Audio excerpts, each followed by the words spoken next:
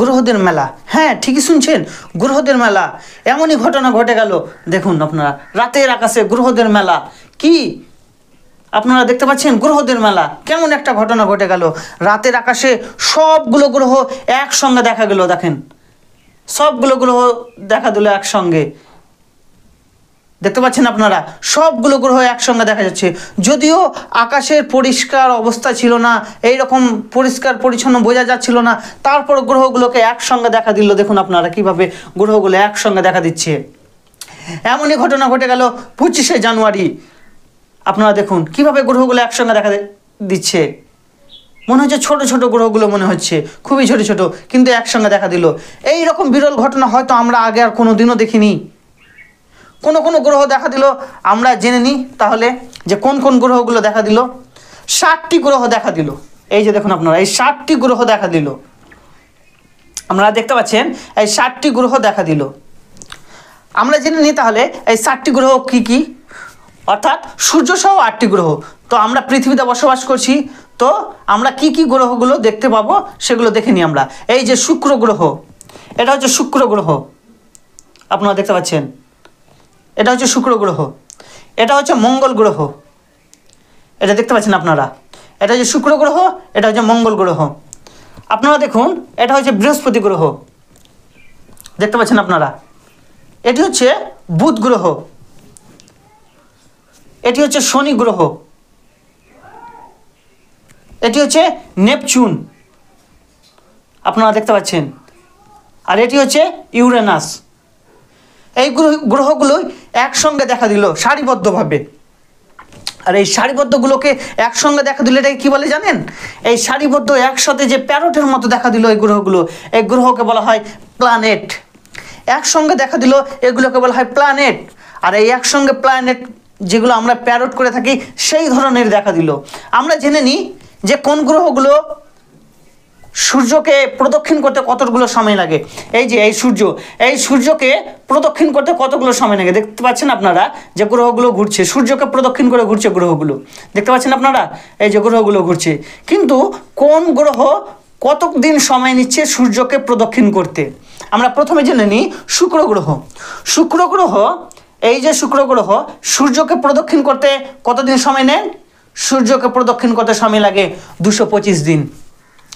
এই যে সূর্যকে একবার প্রদক্ষিণ করবে তো 225 দিন সময় লাগবে। এই যে আপনারা দেখতে পাচ্ছেন লাল রঙের, এই যে মঙ্গল গ্রহ, এই লাল রং গ্রহটা, এটা অনেক দূরে রয়েছে এই মঙ্গল গ্রহটা। এই মঙ্গল গ্রহের কতদিন সময় লাগে জানেন? 687 দিন সময় লাগে এই মঙ্গল গ্রহের সূর্যকে প্রদক্ষিণ করতে। তারপরে আপনারা দেখে নেন বৃহস্পতি গ্রহ। এই বৃহস্পতি গ্রহ সূর্যকে প্রদক্ষিণ করতে সময় নেই কত বছর? 12 বছর সময় নেই সূর্যকে প্রদক্ষিণ করতে। তারপরে আমরা দেখে নিই বুধ গ্রহ। এই যে আপনারা দেখতে পাচ্ছেন, এই যে এটা বুধ গ্রহ। এই বুধ গ্রহ সময় নেই সূর্যকে প্রদক্ষিণ করতে 88 দিন। 88 দিন সময় নেই।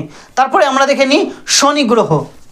শনি গ্রহ সময় নেই 29 বছর 4 মাস সূর্যকে প্রদক্ষিণ করতে সময় নেই।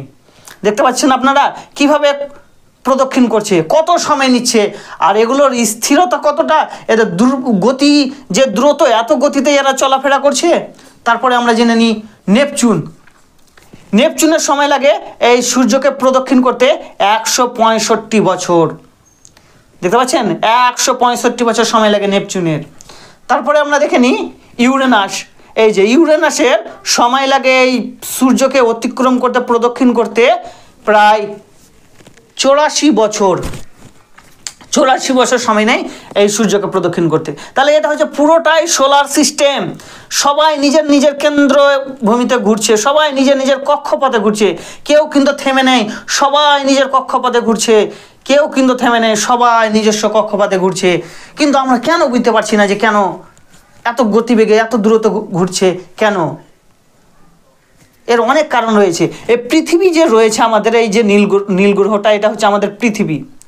এই পৃথিবীটা, নীল গ্রহটা, আমরা এখানেই বসবাস করছি। এই পৃথিবীটা অর্থাৎ পুরোটাই যে মহাকাশে যে গ্রহ নক্ষত্রগুলো রয়েছে, সবটাই রয়েছে কিন্তু মাধ্যাকর্ষণ শক্তির মধ্যে। এই মধ্যাকর্ষণ শক্তির মধ্যে আছে, তার জন্যে আমরা বেঁচে আছি। মধ্যাকর্ষণ শক্তি যদি না থাকতো তাহলে আমরা পড়ে যেতাম।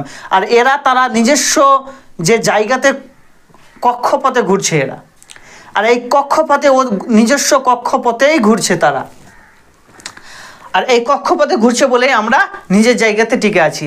আর এদের গতিবেগ, অনেকের আমাদের প্রশ্ন হতে পারে যে পৃথিবী যেহেতু ঘুরছে তো আমরা কেন দাঁড়িয়ে আছি, আমরা কেন বুঝতে পারছি না।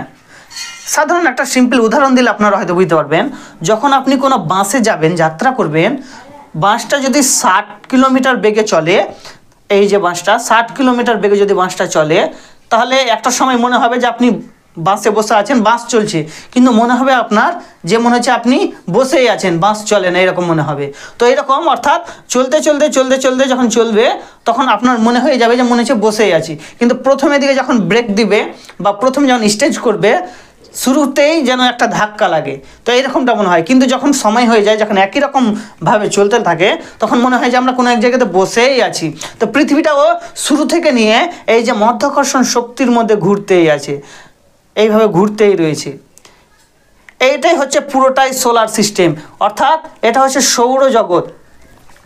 এটাকে বলা হয় সৌরজগৎ, অর্থাৎ সূর্যকে কেন্দ্র করে যতগুলো গ্রহ ঘুরছে এটাকে বলা হয় সৌরজগৎ। এই সৌরজগতের এক একটা গ্রহ যে এতটা বিশাল রয়েছে যে আমরা যদি দেখি তাহলে পৃথিবীর তুলনায় পৃথিবী অনেক ছোট হয়ে যাবে। তাহলে আমাদের মহাকাশ, সৌরজগৎ কত দূরত্বে রয়েছে, এদের বিশাল আকৃতি রয়েছে, বিশাল একটা আয়তন নিয়ে এরা গঠিত রয়েছে। আর সূর্যের সবচেয়ে কাছের গ্রহ কোনটি জানেন? এই সূর্যের সবচেয়ে কাছের গ্রহ হচ্ছে এই বুধ। এই বুধ হচ্ছে সূর্যের সবচেয়ে কাছের গ্রহ, অর্থাৎ তার কাছাকাছি বুধ হচ্ছে। এবং এইরকম অসংখ্য গ্রহ সৌরজগৎ পার করে যেমন মহাকাশ রয়েছে। তো আমরা আরও জানবো নিত্য নতুন বা বিজ্ঞান সম্পর্কে আমরা আরও জানবো নতুন নতুন ঘটনা। আপনারা আমার চ্যানেলের সাথে যুক্ত থাকুন, অবশ্যই ফলো করবেন, শেয়ার করবেন। আবারও দেখা হবে পরের ভিডিওতে।